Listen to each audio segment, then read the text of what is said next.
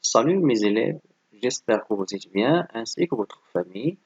Bienvenue dans cette nouvelle leçon de grammaire. Donc, notre leçon d'aujourd'hui s'intitule les adjectifs qualificatifs, épithètes et attributs.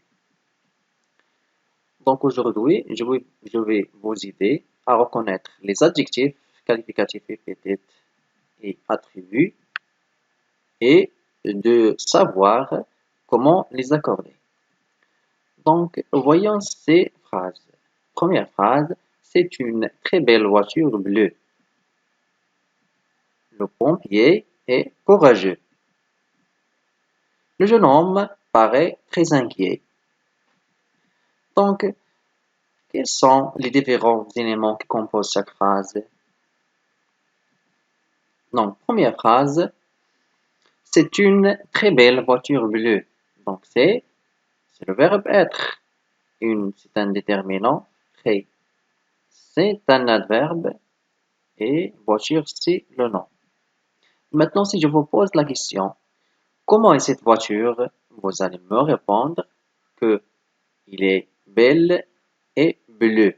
Donc, si deux mots écrits en jaune qualifient le nom voiture. Donc, c'est pour ça qu'on les appelle des adjectifs qualificatifs. Donc, maintenant, ces adjectifs sont liés directement au nom qu'ils qualifient. Donc, ils forment un groupe nominal. Donc, si l'adjectif qualificatif appartient au groupe nominal, on l'appelle un adjectif épithète. La deuxième phrase, le pompier est courageux. Donc, c'est un article défini. Pompier, c'est le nom et c'est le verbe être. Donc, comment est le pompier? Il est courageux. Donc, le mot courageux qualifié le nom pompier. Donc, c'est un adjectif qualificatif. Donc, cet adjectif, il est introduit par un verbe d'état avec le nom qu'il qualifie. Donc, il forme avec le nom qu'il qualifie un groupe verbal. Donc, si l'adjectif qualificatif appartient au groupe verbal, dans ce cas, il s'agit d'un adjectif attribut. Troisième phrase, le jeune homme paraît très inquiet. Donc, ici, on a deux adjectifs, à savoir jeune et inquiet. Concernant jeune, c'est un adjectif qualificatif qui qualifie homme, le mot homme, qui est le nom. Donc, jeune appartient au groupe nominal. Donc, c'est un adjectif épithète.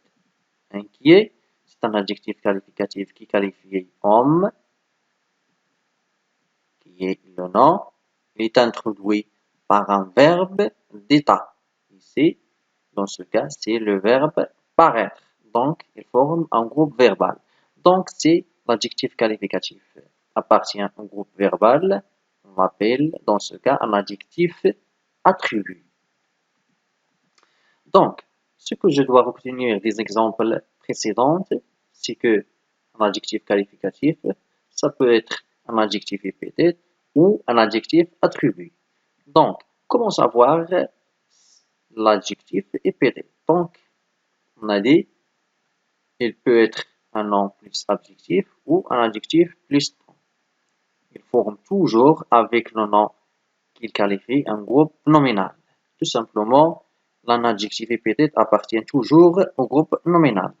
Cependant, un adjectif attribut appartient au groupe verbal, c'est-à-dire il est introduit par un verbe d'état au nom qu'il qualifie. Un verbe d'état qui peut être sembler, être, paraître, rester, etc.